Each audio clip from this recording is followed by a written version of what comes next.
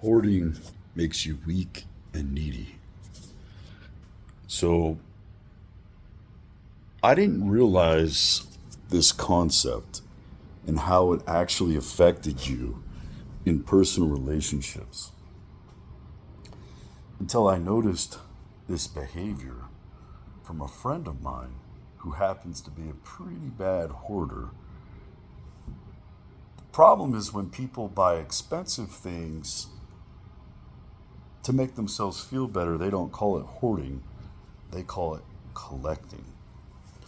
In which case, if you don't know where an item is in your house, it may as well not exist. And the whole point of having that item is pretty null and void at that point because you couldn't find it if you wanted to.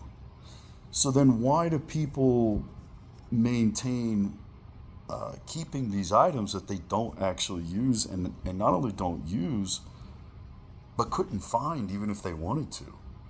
And it's not just items, it also goes for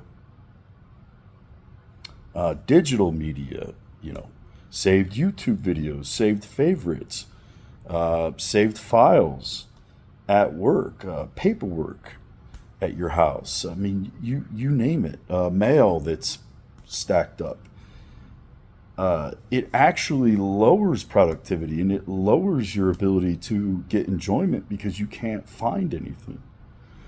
But what I noticed is that this guy would call me, and if I didn't answer, he would call multiple times throughout the day and the next day.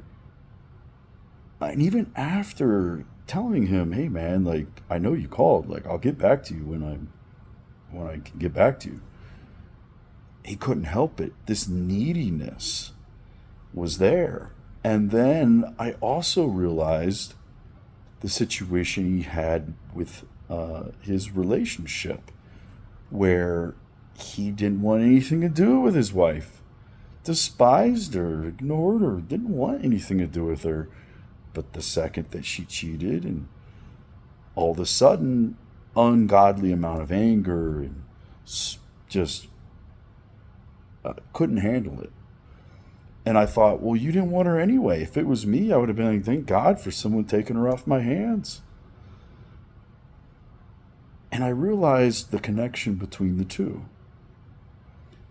The same reason that a guy cannot let go a woman he doesn't want is the same reason he can't let go of an item that he doesn't use.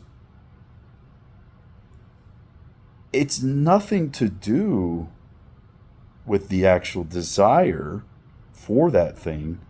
It's only to do with the feeling of possession, that you possess that object.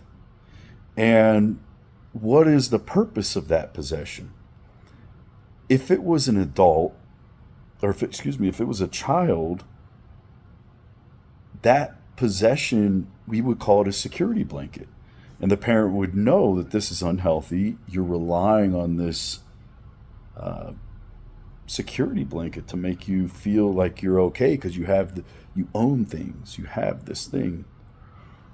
The same thing with the hoarding. And with it, if it's a collecting, it doesn't matter what the item is or what financial value it holds. If you don't use it, it's hoarding.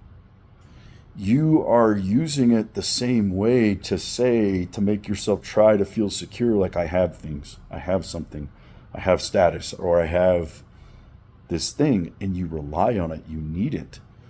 Here's the problem. Just like how you don't actually use that object and you don't get enjoyment from it, and in fact it hampers you because now you can't find anything, is the exact same as you can't serve two masters.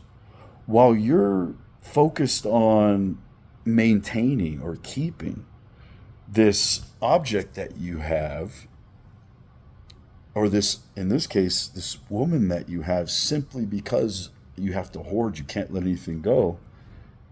You can't simultaneously have that and not want that to go.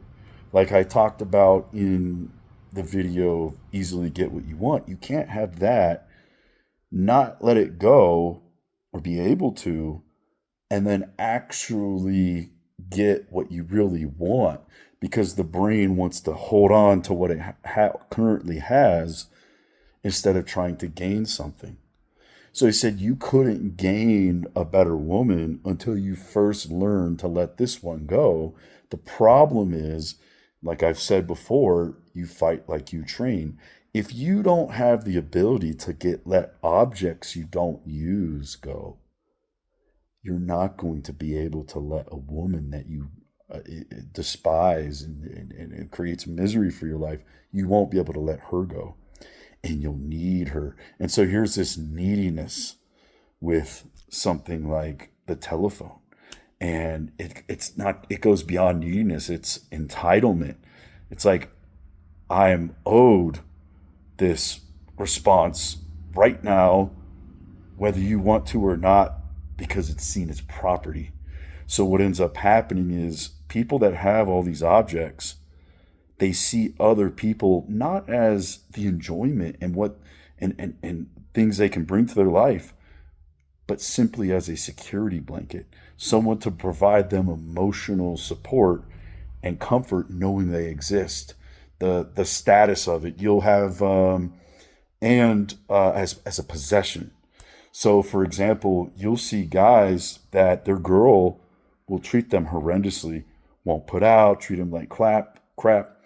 But if that girl is willing to post that guy online and let all his friends, when he's around his friends, say, "Hey, look who I'm with," he'll never leave that girl, despite how horrendously she treats him. Because now he won't have a good relationship, but he'll keep her around simply because she's providing that security blanket, that status, right? Because it becomes not what this thing can do or what they bring to my life, but just that they're there, that there's a possession there. But the problem is he also won't be able to find one that does treat him good, because in order to do so, obviously he would have to let the one he's currently with go. And he can't do that because he's so attached to these things. And the problem is that everyone who's a hoarder calls their hoarding they call it collecting. And I do need it.